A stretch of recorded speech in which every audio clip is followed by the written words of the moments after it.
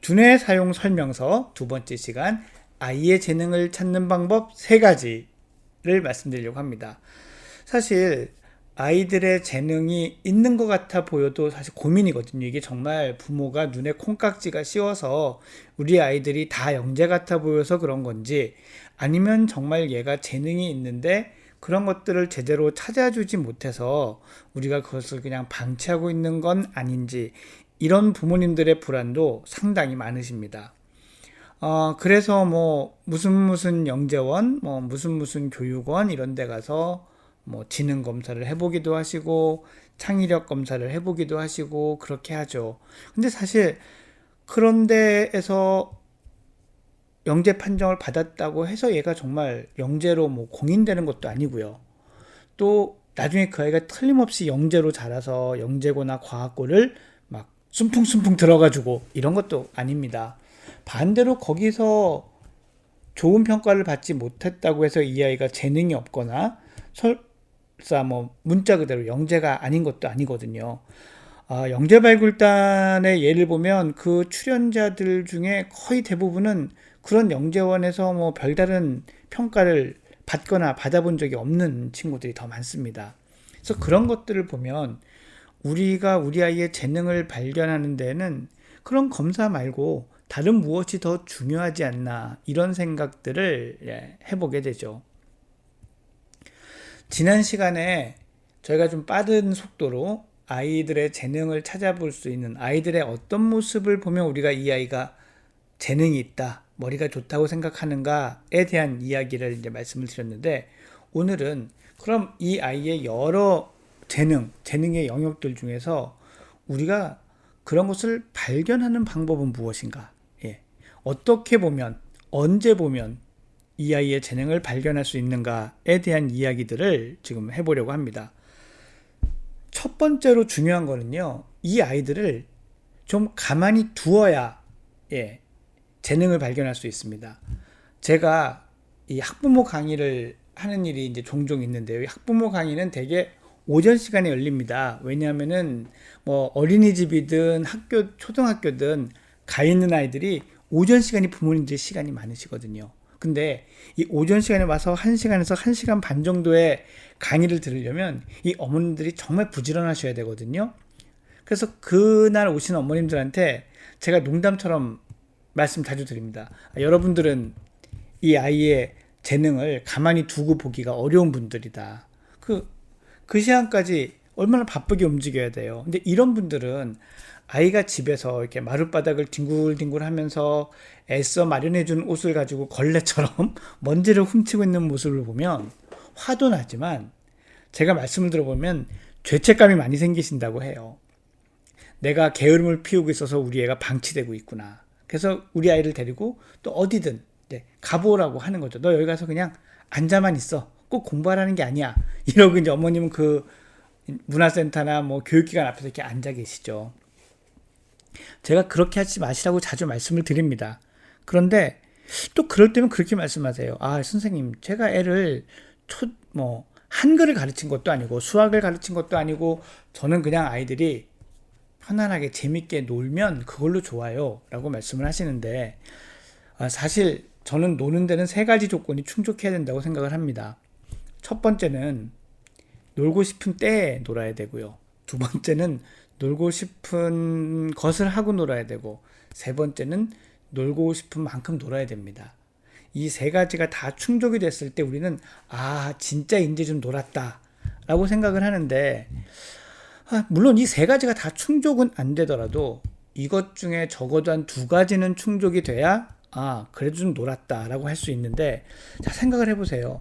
아이가 정해진 시간에 정해진 것을 하러 가서 정해진 만큼 하고 오면 이것이 정말 아이가 노는 게 맞을까요? 저는 이게 일에 가깝다고 생각을 합니다. 이렇게 일을 하고 온 아이들의 상태는요, 사실 밖에서 하루 종일 일하고 온 아버지의 상태, 또 일하시는 어머님들이면 일하시고 퇴근하신 상태랑 정말 비슷합니다. 이 아이들한테 창의성, 적극성, 자발성 이런 걸 기대하기는 참 어렵죠. 그래서 아이들이 배우는 것도 중요하지만 그 배웠던 걸 가지고 혼자 심심해하고 뒹굴뒹굴 궁시궁시 이렇게 하다가 그러다가 이걸 이렇게 해볼까? 라고 생각하는 그게 이 아이의 관심이 되고 이 아이의 열정이 되고 이 아이의 재능이 될 수 있는 거거든요. 그래서 뭘 가르치지 마시라 이런 얘기를 하려고 제가 꺼낸 얘기가 아니라 그만큼 가만히 있으면서 심심하게 노는 시간이 필수적이라는 거죠. 이거를 슬로피 타임이라는 용어로도 이 교육학, 교육심리학에선 이야기를 합니다. 이게 그냥 선택이 아니라 반드시 필요한 거죠. 이것을 놓치신 분들이 한 몇 년쯤 후에, 그러니까 아이가 초등학교 4학년 이 정도 됐을 때 저한테 찾아오시는 경우가 많습니다. 선생님, 저는 우리 아이가 그냥 공부만 하는 아이로 크길 바라지 않았어요. 예, 그런데 그래서 이 아이가 뭐든지 많이 경험할 수 있도록 시켰죠. 근데 몇 년이 지나도 우리 아이가 좋아하는 게 뭔지 알 수가 없네요. 이런 말씀들을 하십니다. 그 이유가 뭐냐면 이 아이들은 이러한 슬로피 타임, 심심할 수 있는 시간들을 가지지 못하고 계속 바쁘게 돌아다니면서 일만 한 거죠. 이 아이들에겐 그것 하나하나를 마치는 미션이 주어졌을 뿐이지 그것이 마음에 남아서 뇌에 남아서 생각을 변화시키고 행동을 변화시키고 경험을 창출해내는 그런 일들을 못했던 거죠.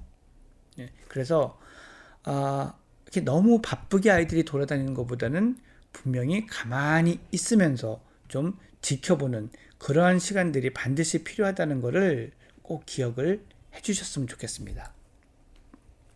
자, 그러면 이제 그렇게 심심하게 해놓고 아이들을 보니까 어떤 모습이 보이냐면 어떤 날은 애가 갑자기 막 글자를 읽거든요. 어떤 날엔 갑자기 아이가 산수를 합니다. 그러면 또 이 부모님 마음이 뿌듯하고 이렇게 되시죠. 사실 이러면은 어머님들보다는 의외로 아버지들이 더 많습니다. 아버지들도 밖에 나가서 보면 자식 이야기 은근히 진짜 많이 합니다. 그래서 우리 아이를 지난 주말 데리고 갔더니 말이야 여기 간판을 읽더라고. 예. 근데 그 다음날은 또 간판 못 읽어요. 아무 관심이 없습니다. 저게 뭐지? 너 어제 읽었잖아. 해도 못 읽습니다. 그런 일이 생기기도 하죠. 왜냐하면 한 번 배웠다고 해서 그게 끝까지 남아있거나 한 게 아니기 때문이거든요. 그렇다면 이것을 계속해서 재능으로 보려면 무슨 조건이 필요하냐?